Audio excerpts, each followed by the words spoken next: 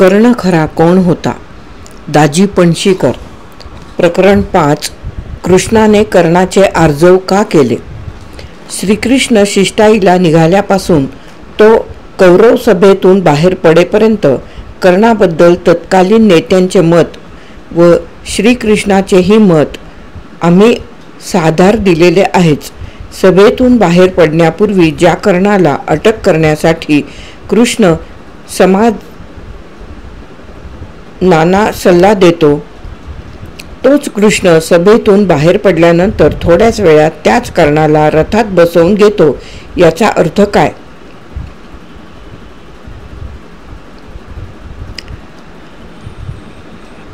आधुनिक कर्ण भक्तांना श्रीकृष्णाने कर्णाला फक्त रथात घेतले एवढेच दिसले आणि त्यांना कर्णाची महती एकदम पटली व ते हर्षातिरेकाने नाचू लागले.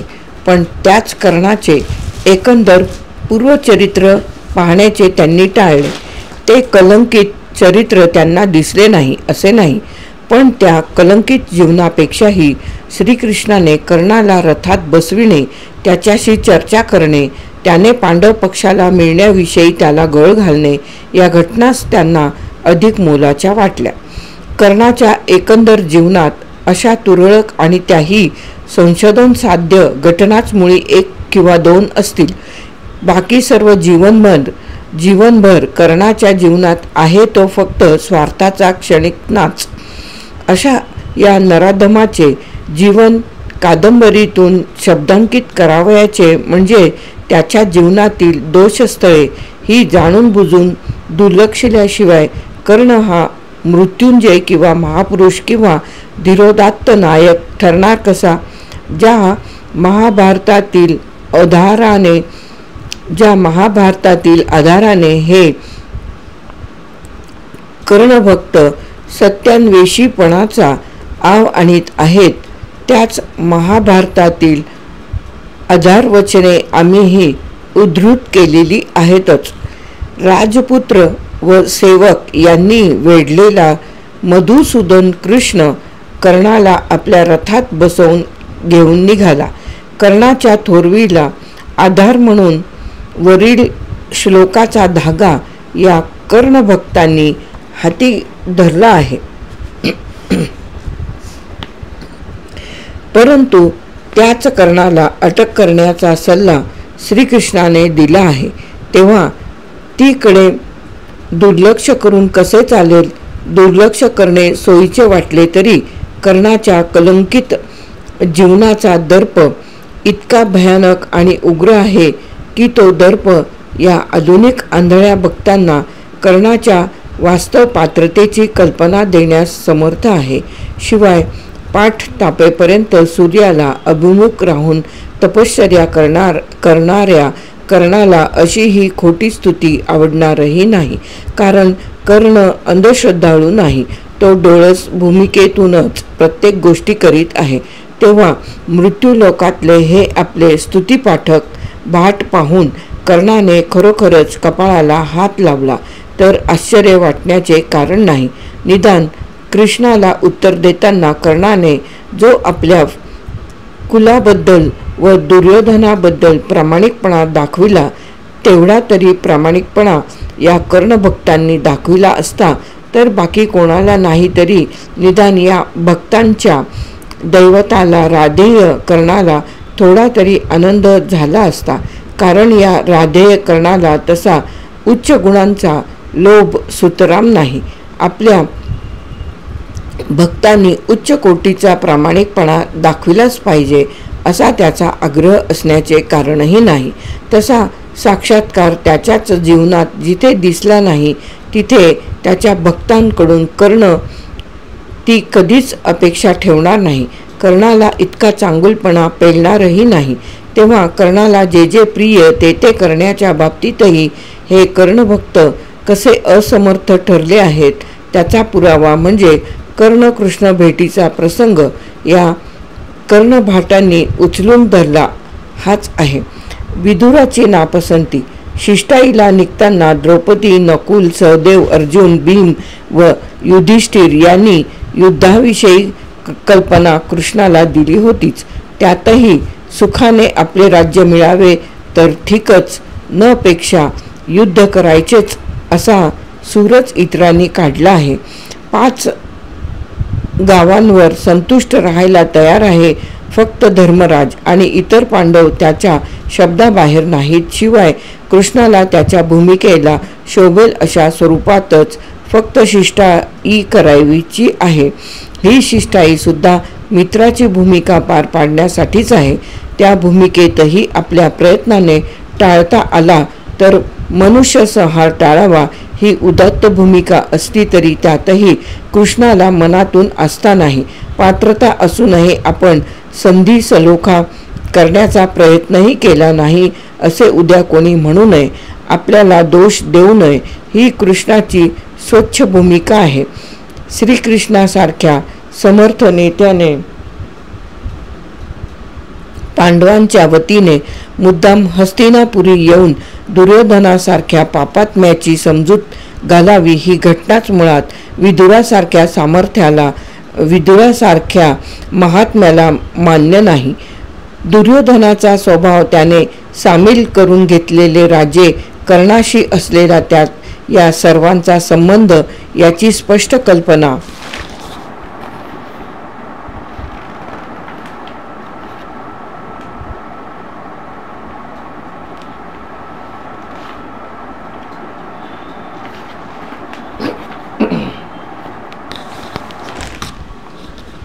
विदुर श्रीकृष्णाला सभेत जाण्यापूर्वीच देतो.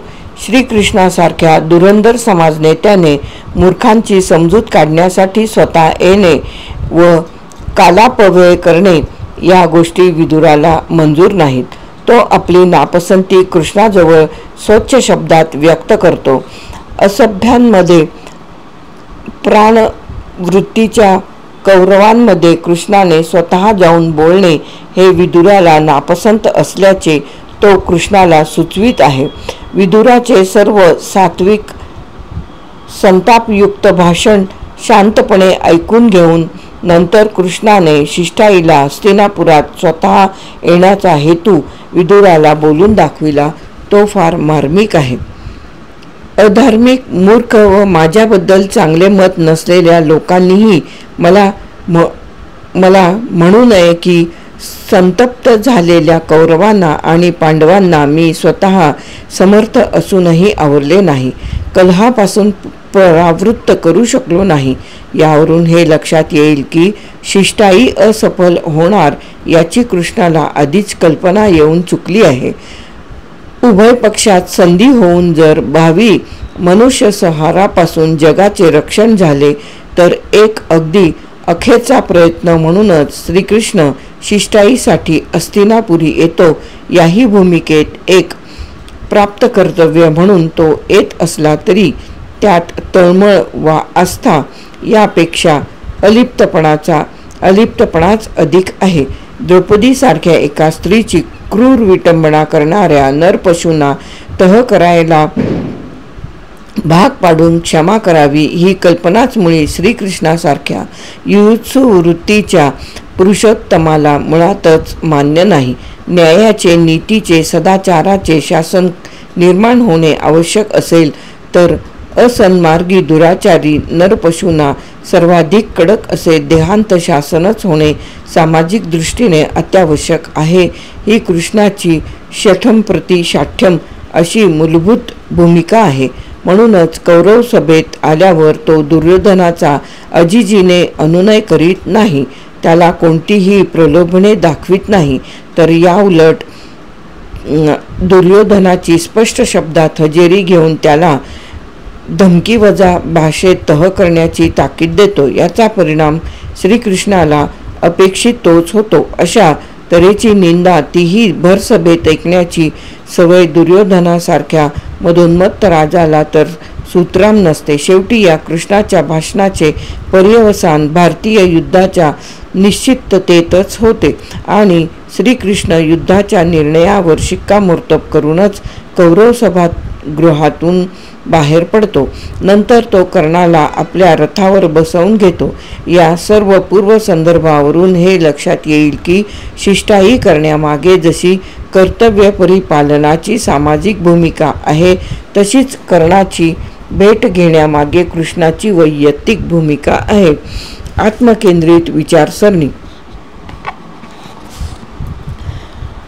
शिष्टाईच्या असफलतेत पांडवांच्या सत्प्रवृत्तीच्या वतीने श्रीकृष्ण अपयश स्वीकारतो, तर कर्णाच्या मुलाखतीत कर्णाच्या नकारातून श्रीकृष्ण वैयक्तिक अपयश पदरी घेतो. पण शिष्टाईला येण्याचा उद्देश जसा कौरवांच्या सभेत दुर्योधनाला भेटणे हाच प्रधान होता, तसा केवळ कर्णाला भेटण्यासाठी श्रीकृष्ण मुद्दाम हस्तिनापुरी आलेला नाही. हस्तिनापुरी गेल्यानंतर कर्णाला जरूर भेटून त्याचा अनुनय करावा असा पांडवांनीही कृष्णाला आग्रह केलेला नाही. युद्ध होणे किंवा न होणे हे सर्वस्वी दुर्योधनाच्या मनावर अवलंबून आहे अशी पांडव पक्षीयांची धारणा आहे.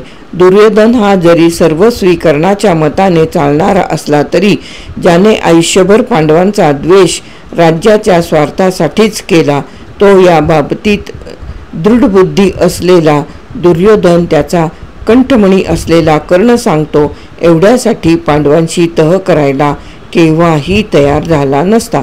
आणि शिवाय कर्णाला दुर्योधनाच्या लेखी किंमत अशी होती की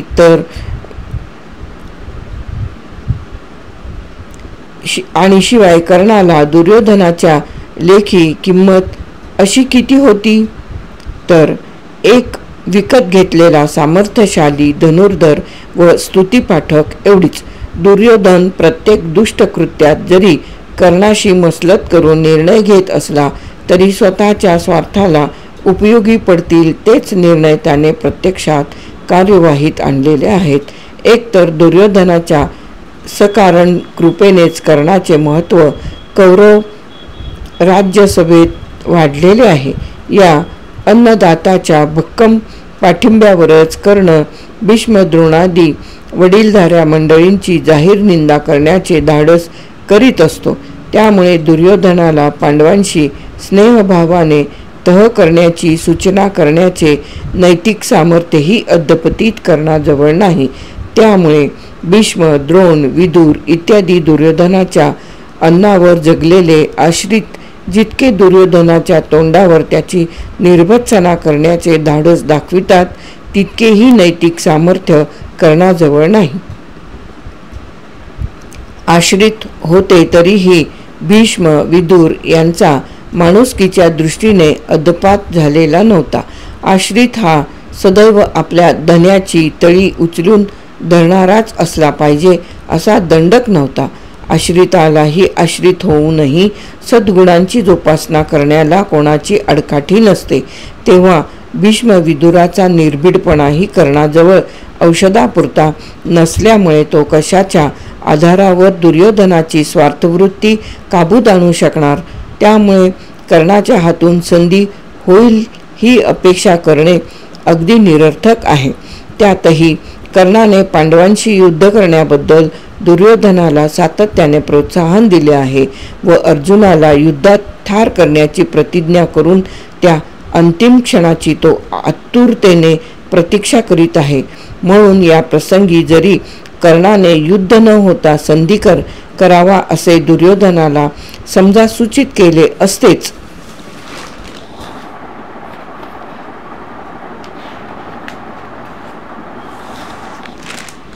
तरी ते त्याच्या आजवरच्या मताला आणि प्रतिमेला बाधक झाले असते. आजही प्रतिमा प्रतिष्ठा नेहमी वरिष्ठ व्हावी म्हणून ज्या कर्णाने कोणत्याही सुप्त मार्गाचा अवलंब करण्याचे बाकी ठेवले नाही, तो कर्ण कौरव पांडवांच्या युद्धामुळे होणाऱ्या सर्वनाशापेक्षा स्वतःच्या प्रतिमेला सर्वाधिक जपणारा होता. ही गोष्ट पुराव्यानेही त्याच्या वक्तव्यावरून आणि प्रसंगावरून सिद्ध झालेली आहे. अत्यंत आत्मकेंद्रित असा हा कर्ण जेव्हा जेव्हा विचार करतो तेव्हा प्रामुख्याने स्वतःविषयीच अधिक करतो. अशा या दुष्ट प्रवृत्त कर्णाला शिष्टाईतून परत जाताना कृष्ण रथावर बसवतो. याचा नेमका अर्थ काय असला पाहिजे याचा या सर्व संदर्भावरून विचार करायला आता अडचण भासू नये. कृष्णाची कर्णस्तुती. श्रीकृष्ण हस्तिनापुरातून निघताना कर्णाची भेट घेतो, पण या भेटीवरच कोणाचेही पुढील भवितव्य अवलंबून नसते. एखादा भक्त ज्यावेळी शंकराचे दर्शन घेण्यासाठी म्हणून मंदिरात जातो तेव्हा तो मंदिरात असलेल्या नंदीचेही दर्शन घेतो, पण जाताना मात्र तो शंकराच्या दर्शनासाठीच जातो. शंकरासमोर स्थापना केलेली असते म्हणून नंदीला किंमत असते. एरवी नंदीची पात्रता तशीच दर्शन घेण्या इतक्या योग्यतेची असती तर जागोजाग नंदीचीच मंदिरे झाली असती. दुर्योधनाची भेट झाली आहे. भेट होऊनही शिष्टाई वाया गेलेली आहे. अशा वेळी विदुर कुंतीची भेट झाल्यानंतर परत जाताना सहज कर्णाची आठवण एकदम कृष्णाला झाली. मनात विचार चमकून गेले की दुर्योधनाचा हा उजवा हात एकाने श्वास घ्यावा, दुसऱ्याने उच्छ्वास सोडावा, असं यांचं जीवाभावाचं नातं कोणत्याही मिशाने का होईना, पण एक कर्णाला जर युद्धाच्या सर्व नाशापासून परावृत्त करता आलं तर पाहावा प्रयत्न करून, म्हणून कृष्णाने लगेच निर्णय घेऊन कर्णाला सन्मानपूर्वक रथावर घेतलेही.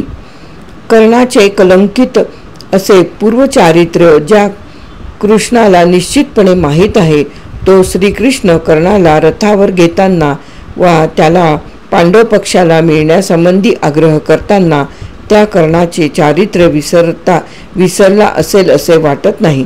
सहजी विस्मृतीच्या पडद्याआड कर्णाचे कलंकित जीवन नष्ट होईल इतके ते सामान्यही नाही. निदान द्रौपदी वस्त्रहरणाच्या वेळी कर्णाचे निंद्यवर्तन व त्याने केलेली द्रौपदीची शाब्दिक विटंबना ही कृष्णच काय पण सामान्य माणूस सुद्धा विसरू शकला नसता. पण मग द्रौपदी तर कृष्णाच्या अंतरंग प्रेमातली, त्यामुळे कृष्ण तर कर्णाचे अक्षम्य अपराध विसरणे शक्यच नव्हते.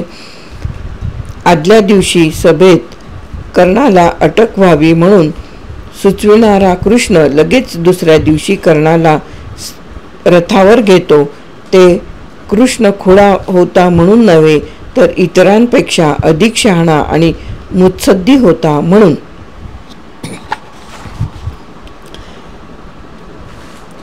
श्रीकृष्णाचे व कर्णाचे संबंध या घटनेपूर्वी वा नंतरही अतिशय जिव्हाळ्याचे होते असेही महाभारतात दिसत नाही.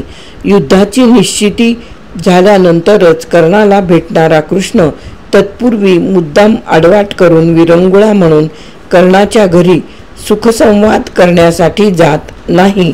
या भेटीत कृष्णाने जी विशेषणे वापरली आहेत तसा साक्षात्कार प्रत्यक्ष कृष्णाला कर्णाकडून झालेला नाही व तत्कालीन जनतेलाही कधी झालेला नाही. कर्णाला रथावर घेतल्यानंतर श्रीकृष्णच प्रथम बोलू लागतो. राधेय कर्णा, वेदवेत्या ब्राह्मणांची तू सेवा केली असून जितेंद्रिय व निर्मत्सर मनाने त्यांना तत्वार्थ जाणण्याविषयी तू शंकाही विचारल्या आहेस. कर्णा, सनातन असलेला वेदसंमत मार्ग तूच जाणतोस, तसेच सूक्ष्म धर्मशास्त्रामध्येही तूच पारंगत आहेस.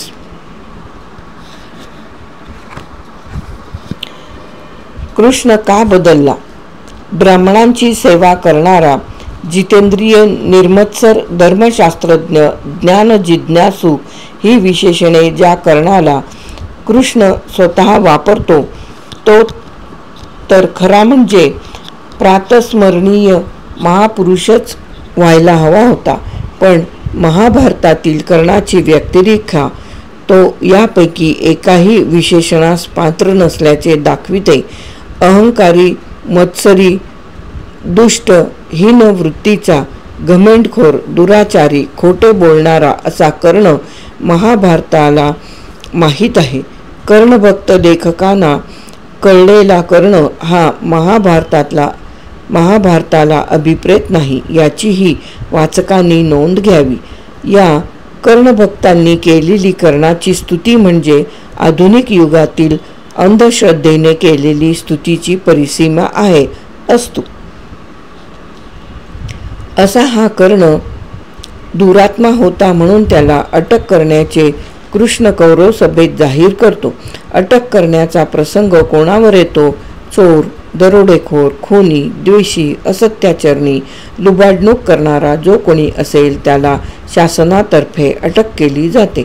दुर्योधन, दुःशासन व शकुनी या तिघांबरोबर कर्णालाही अटक होणे आवश्यक आहे असे बोलताना श्रीकृष्ण काही भ्रमिष्ट अवस्थेत नव्हता किंवा श्रीकृष्णाचा कर्णाने तसा त्या शिष्टाईच्या प्रसंगी तरी साक्षात अपराधही केलेला नव्हता. तरीही कर्ण हाच दुर्योधनाचा स्वार्थकार्याकरता वापरला जाणारा मेंदू होता याची जाणीव श्रीकृष्णाला होती. म्हणूनच त्याने कर्णाला पकडण्यास कौरव सभेतील श्रेष्ठांना सुचविले. आणि तरीही दुसऱ्या दिवशी श्रीकृष्ण कर्णाला वरीलप्रमाणे जाडी विशेषणे वापरतो ती का? कर्णाने काही कृष्णावर चेटूक केले की त्याच्यावर भुरळ घातली का? रात्रीत एकदम कर्णाचे समूळ जीवनच बदलून गेले आणि तो धुतल्या तांदळासारखा स्वच्छ निरामय अंतःकरणाचा एक ऋषितुल्य महामानव झाला का? कृष्णाच्या एखाद्या हेराने कर्ण सज्जन झाल्याची गुप्त वार्ता हळूच येऊन कृष्णाच्या कानात सांगितली की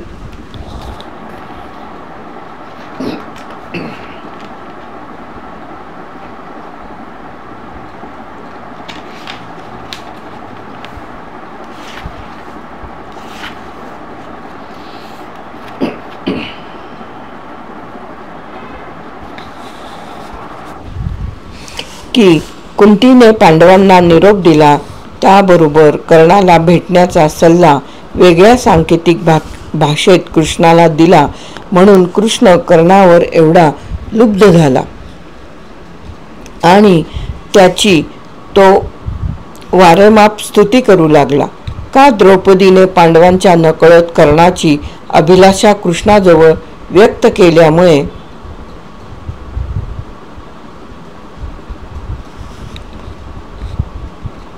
कृष्णाचाच नाईलाज झाला.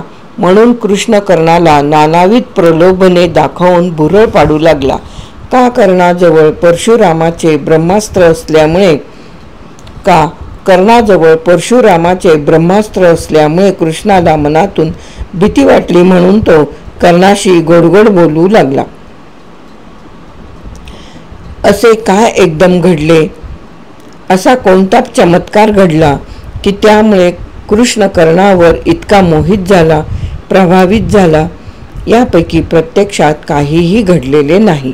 महाभारत हा इतिहास ग्रंथ तसे प्रत्यक्ष या अप्रत्यक्ष सूचितही करीत नाही. सूचित एवढेच करतो की कर्णाची नैराश्याने पछाडलेली दारुण अवस्था आणि श्रीकृष्णाचे राजकारण फोडा आणि झोडा तत्व राज्य कर्त्यांना अवलंबावेच लागते असे इतिहास सांगतो. अगदी याच तत्वाचा आश्रय घेऊन कृष्णाने कर्णाची भेट घेतलेली आहे. दुर्योधनाची भीती हाच प्रकार दुर्योधनानेही केलेला आहे. उद्योग पर्वातील 8व्या अध्यायात पांडव पक्षाकडे निघालेल्या मद्राधिपती शल्याचे दुर्योधन शाही इतमामाने स्वागत करतो व त्याला आपल्या बाजूने पांडवांविरुद्ध लढण्यास प्रवृत्त करतो असा प्रसंग वर्णिला आहे. शल्य हा महापराक्रमी धनुर्धर आणि बाहुबली योद्धा असतो. असा योद्धा आपल्या बाजूला असावा अशी भावना दुर्योधनाला होणे यात अस्वाभाविकही नसते. बरे, शल्य काही कोणी त्रयस्थ राजा नसतो, तर तो नकुल सहदेवांचा नात्याने मामाच असतो. शल्यासारखा एक मातब्बर पराक्रमी वीर आपल्या बाजूने लढण्यास तयार झाला तर आपल्या पक्षाचे सामर्थ्य निश्चितच वाढेल याबद्दल खात्री असल्यामुळेच दुर्योधनाने स्वागत समारंभाची नजराण्यांची खैरात करून शल्याला अंकित करून घेतलेले आहे. त्यावेळी शल्य हा पांडवांच्या नात्याचा आहे, तेव्हा त्याला पांडवांपासून कसा फोडावा अशी शंकाही दुर्योधन मनात आणत नाही.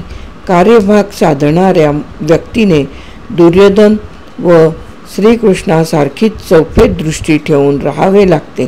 दुर्योधनाला प्रथम शल्याला फसवावेच लागलेले आहे. महाभारतीय युद्धात हाच शल्य कौरवांच्या उरलेल्या सैन्याचा शेवटी सेनापती झाला आहे. एका शल्याला वश केल्यामुळे दुर्योधनाला शल्यासह त्याची सागरासारखी विशाल अशी एक अक्षौहिणी सेनाही मिळाली. शिवाय दुर्योधन आणि अर्जुन या दोघांनी कृष्णाकडे सहाय्यासाठी धाव घेतल्याचेही प्रसिद्ध आहेच. आज ना उद्या केव्हा ना केव्हा आपल्याला निर्णायक स्वरूपाचे युद्ध करावे लागणार याची कौरवांना व पांडवांना स्पष्टपणे कल्पना होतीच आणि त्या दृष्टीनेच उभय पक्षांचे प्रयत्न चालू आहेत. समजा शल्य कौरवांच्या पक्षाला मिळाला नसता तर दुर्योधनाला स्वतःचा पक्ष दुर्बल राहिला असता असे वाटले नसते, किंवा शल्य नसल्यामुळे युद्धाचा निर्णयही बदलला नसता. पांडवांशी युद्ध करण्याचा निर्णय दुर्योधनाने कृष्ण शिष्टाईला येण्यापूर्वीच घेतलेला आहे. प्रयत्न करून पाहायचा, यश मिळाले तर शल्य आपल्याला वश होईल, न वश झाला तरी युद्ध हे निश्चितच आहे असा विचार करूनच दुर्योधनाने कडा टाकून पाहिला. इतकेच या घटनेला महत्त्व. तेच महत्त्व कृष्णाच्या कर्णभेटीला आहे. कौरव पक्षातून कर्णाला फोडण्याची कल्पना कृष्णाला सुचण्याचे कारण काय?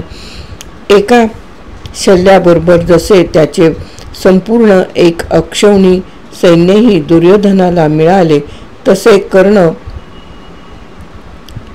वश झाला असता तर कर्णाजवळ काही एक अक्षौहिणी सैन्य नव्हते.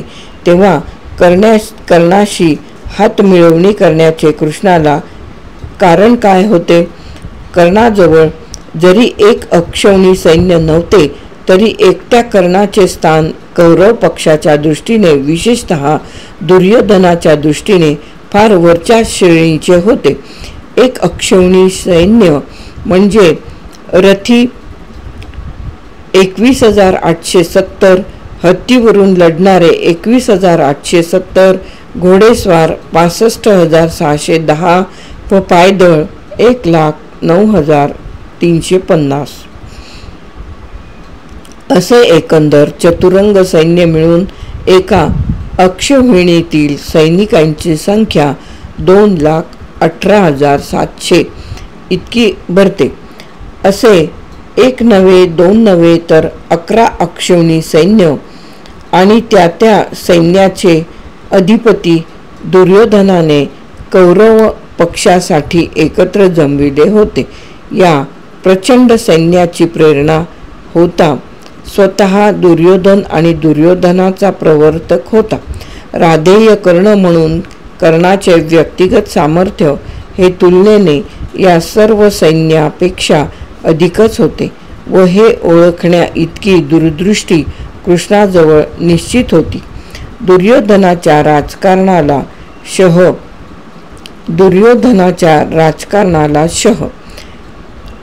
धृतराष्ट्र, गांधारी, भीष्म, द्रोण, विदुर हे सर्वपक्षीय युद्धविरोधी समर्थन येते.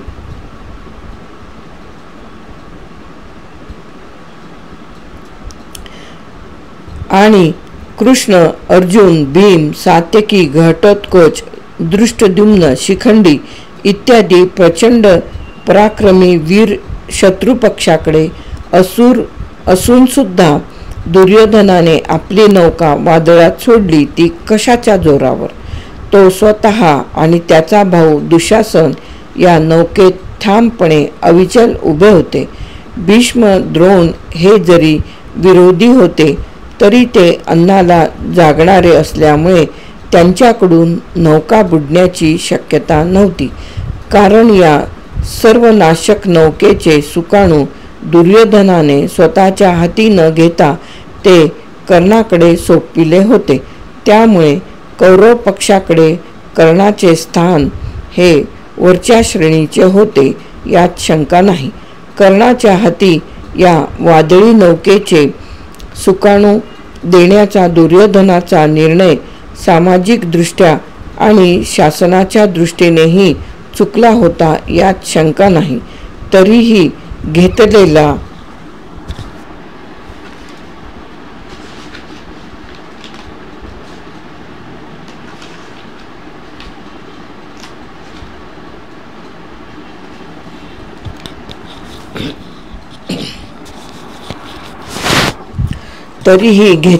निर्णय दुर्योधनाचा होता आणि कर्णावर व त्याच्या नेतृत्वावर दुर्योधनाचा नितांत विश्वास होता.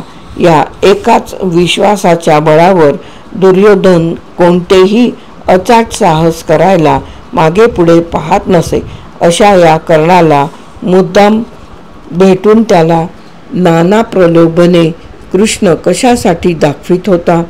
कर्णाची वास्तव पात्रता, त्याचे शस्त्रास्त्र विद्येतील कौशल्य, कौरव पक्षातील त्याचे महत्त्वपूर्ण स्थान, कर्णाचा महत्त्वाकांक्षी आणि क्रूर स्वभाव व दुर्योधनाचा त्याच्या पराक्रमावरील आंधळा विश्वास या सर्व सत्य पार्श्वभूमीवर आणि तत्कालीन भीष्म, विदुर, द्रोण, कृप, धृतराष्ट्र, गांधारी इत्यादी समाज नेत्यांचेही कर्णाबद्दलचे यथार्थ मत यांचा विचार करता श्रीकृष्णाने कर्णाची घेतलेली भेट म्हणजे श्रीकृष्णाच्या राजकारणाचा तो एक कौशल्याने टाकलेला डाव होता.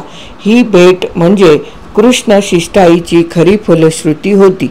ही भेट म्हणजे दुर्योधनाने आजवर योजलेल्या योजनाबद्ध राजकारणाला फार मोठा शह होता. या एकाच कर्णभेटीमुळे श्रीकृष्णाने दुर्योधनाच्या 11 अक्षौणी सैन्यासह असलेल्या सर्व पाशवी सामर्थ्याचा गर्व पार मातीमोल करून टाकला होता. कर्णाच्या आणि दुर्योधनाच्या प्रचंड शक्तीच्या पराभवाची ही भेट म्हणजे नांदी होती. शत्रूशी म्हणजेच पांडवांशी मुकाबला करण्यासाठी शस्त्रे परजून आतून झालेल्या कौरवांचे सामर्थ्य हाती शस्त्र न घेता केवळ बुद्धीच्या तीक्ष्ण शस्त्राने अर्धे खच्ची करण्यासाठीच ही कर्णभेट होती. इतर कधीही नसेल इतके बुद्धी कौशल्य श्रीकृष्णाने या एकाच भेटीत दाखविले आहे. इंद्राने कपट वेशाने येऊन कर्णाची कवच कुंडले नेल्यामुळे कर्ण हा तसा दुबळा झालेला होताच, परंतु तरीही त्याचे धनुर्विद्येतील सामर्थ्य शिल्लक होतेच. परंतु कवच कुंडले दिल्यामुळे कर्णाचे जे नुकसान झाले असेल त्यापेक्षा शतपटीने अधिक नुकसान या एकाच भेटीमुळे कर्णाचे झाले आहे. कृष्णाने कर्णाची ही भेट घेतल्यानंतर कर्णाचे बोलणे, त्याची उमेद, उत्साह, त्याचे शरीर सामर्थ्य, त्याचा अलौकिक पराक्रम ही इतकी निस्तेज, मृतपाय नि निष्प्रभ झाली आहेत की कृष्णाच्या राजकारणी दृष्टेपणाचे कौतुक कोणत्या शब्दांनी करावे तेच समजत नाही. खरा उद्देश वेगळाच.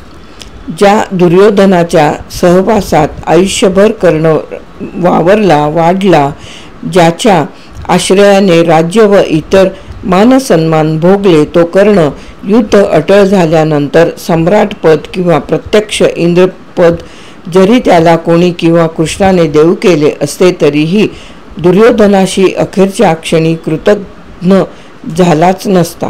कर्णच काय, पण एखादा सामान्य माणूसही असा कृतज्ञपणा करण्यापूर्वी 100 वेळा जरूर विचार करता. मग कर्ण तर असा विश्वासघात करणे सुतराम शक्य नाही हे काय कृष्णाला आधी कळले नव्हते? जरूर कळले होते. तरीही कर्णाने पांडवांच्या बाजूला यावे म्हणून प्रलोभने दाखवून कृष्ण कर्णाची मनधरणी का करीत होता? समजा प्रलोभनाला बळी पडून कर्ण पांडव पक्षाला सामील झाला असता तर पांडवांचा पराभव टळून ते विजयी होणार होते अशी कृष्णाची धारणा असती, तर दुर्योधनाशी तह करून त्याला युद्ध टाळण्यासंबंधी उपदेश करण्याऐवजी श्रीकृष्ण हस्तिनापुरी येताच क्षणी प्रथम कर्णाची भेट घेऊ शकला असता आणि कर्णावर जर पांडवांचा विजय अवलंबून असता तर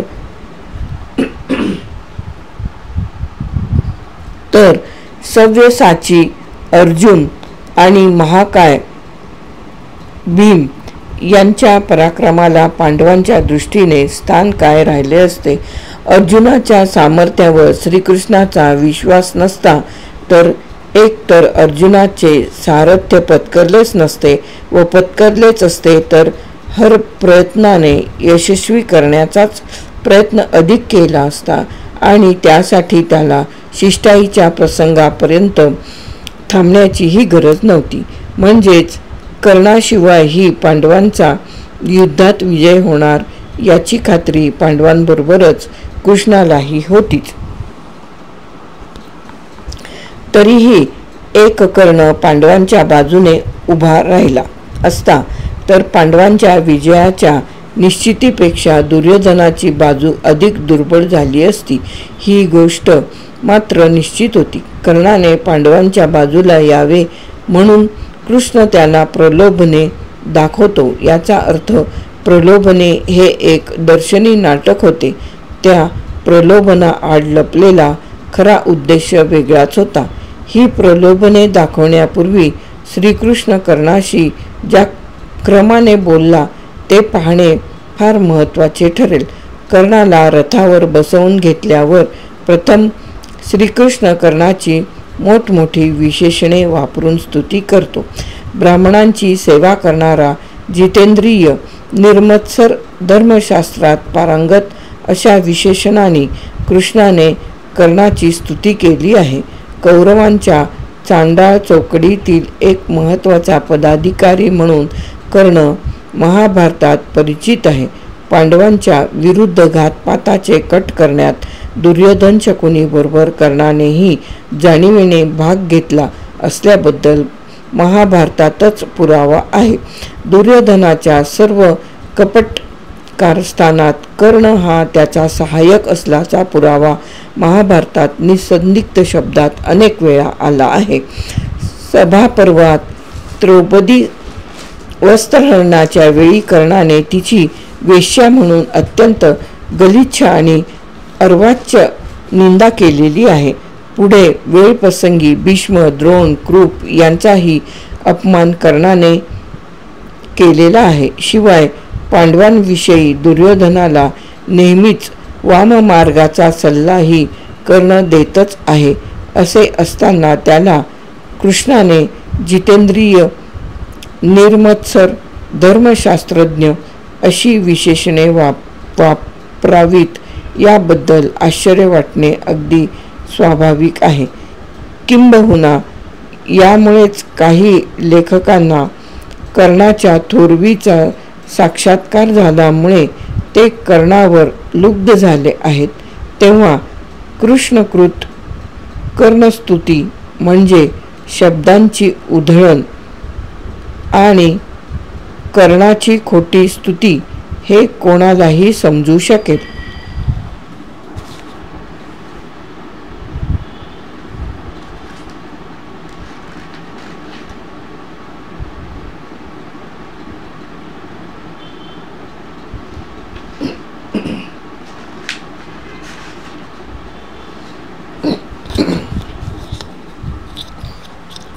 कर्ण जन्माचा गौप्यस्फोट.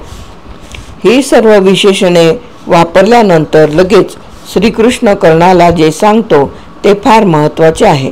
कर्णाच्या भेटीत कृष्णाला साधावयाचे महत्त्वाचे कार्य तो आता बोलत आहे. कर्ण हा कुंतीचा कौमार्यावस्थेत झालेला पहिला पुत्र असल्याचे कृष्णाला माहीत आहे. माहीत असूनही कृष्णाने या गोष्टीचा थांगपत्ता पांडवांना आणि इतरांनाही कधी लागू दिला नाही. इतकेच नव्हे तर स्वतःच्या तोंडून कृष्णाने या प्रसंगानंतरही कधी या घटनेची वाच्यता कोणाजवळ केलेली नाही.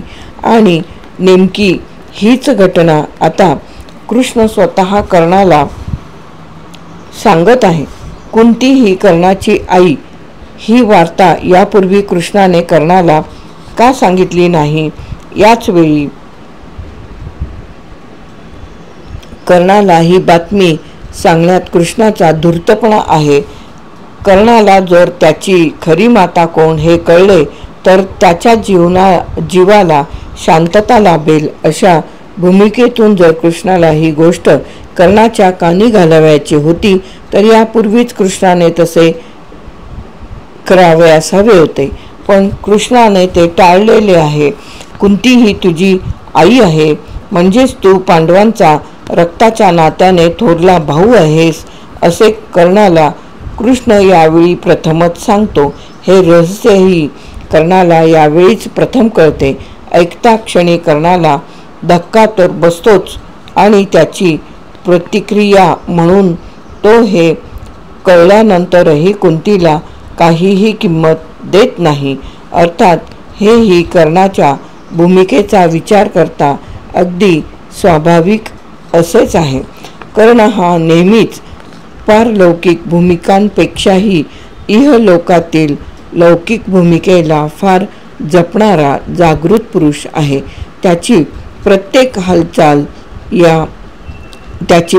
हालचाल वा कार्य हे स्वतःला महत्त्व मिळावे म्हणूनच चाललेले आहे. कवच कुंडले दान देतो ती सुद्धा मेल्यानंतर आपल्या कीर्तीला गालबोट लागू नये म्हणूनच. प्रतिज्ञा करतो तीही स्वतःचे महत्त्व वाढावे म्हणूनच. उपासना आणि दानधर्मही प्रतिष्ठेसाठीच. त्यामुळे पांडवांचा भाऊ हे कळल्यानंतर त्यांच्या पक्षाशी हात मिळवणी करण्याने आपल्या आजवरच्या भूमिकेला व प्रतिष्ठेला काळिमा लागेल याची त्याला आधी जाणीव होते व तो तसे कृष्णाला बोलून दाखवतो. तात्पर्य या स्वला जपण्याच्या भूमिकेतूनच कर्ण आपली माता कोण हे कळूनही कृष्णाला स्पष्ट शब्दात पांडव पक्षाच्या बाजूला सामील होण्याचा नकार देतो. तेव्हा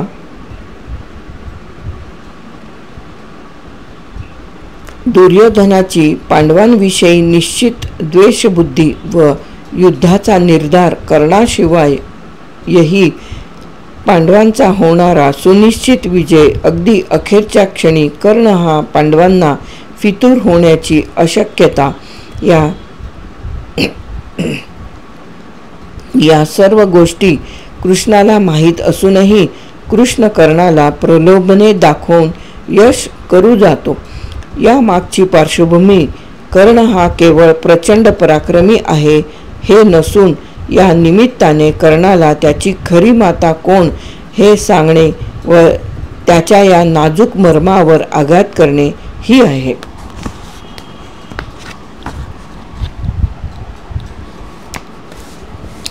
कौरव पांडवांच्या व एकंदर राष्ट्राच्याही दृष्टीने ही वेळ अत्यंत आणीबाणीची असते.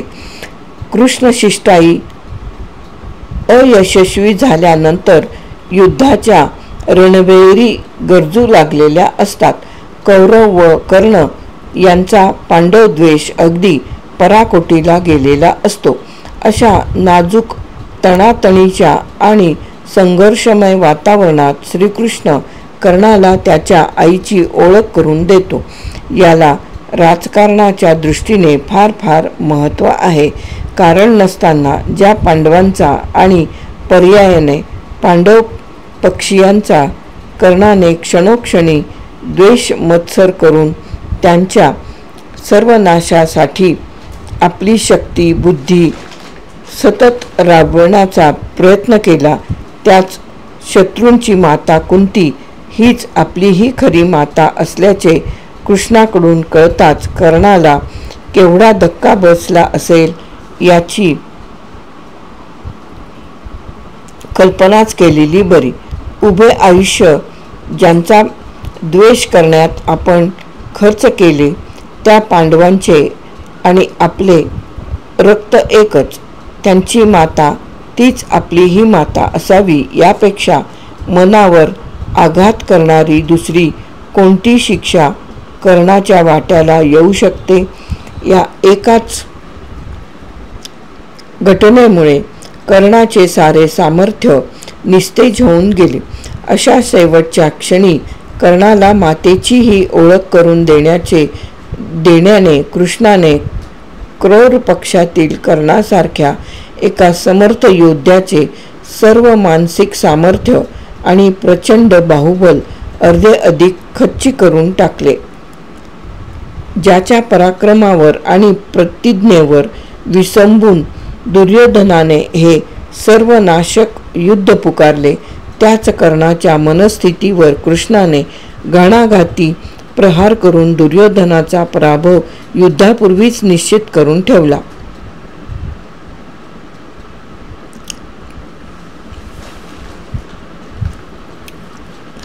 पिढ्यानपिढ्यांचा शत्रूसुद्धा जेवढे नुकसान करू शकला नसता तेवढे नुकसान एकट्या कर्णामुळेच दुर्योधनाचे झाले आहे. श्रीकृष्णाने आपल्या बुद्धिचातुर्याने पांडवांना अनेक संकटातून सोडविले, त्यांना सहकार्यही दिले, परंतु यावेळी मात्र शिष्टाई असफल होऊनही त्याने कर्णावर मर्माघात करून युद्धापूर्वीच पांडवांचा विजयही निश्चित करून ठेवला. असा सामर्थ्यशून्य कर्ण पांडव पक्षाकडे येऊनही काय उपयोग, तो कौरव पक्षाकडे राहूनही दुर्योधनाला कर्णामुळे पराभव टाळता आला नाही. श्रीकृष्णाने कर्णाला सन्मानाने रथावर घेऊन त्याच्याशी चर्चा केली. या प्रकाराची साध्यंत हकीकत पाहता हे लक्षात येईल की श्रीकृष्णाला कर्णाची थोरवी वाटली म्हणून त्याने कर्णाला रथावर घेतले नाही, तर कर्णाच्या मर्मस्थानावर हल्ला करून त्याला निस्तेज करावे व दुर्योधनाचा उजवा हात कायमचा निकामी करावा म्हणून कर्णाचा गौरव श्रीकृष्ण करतो आहे.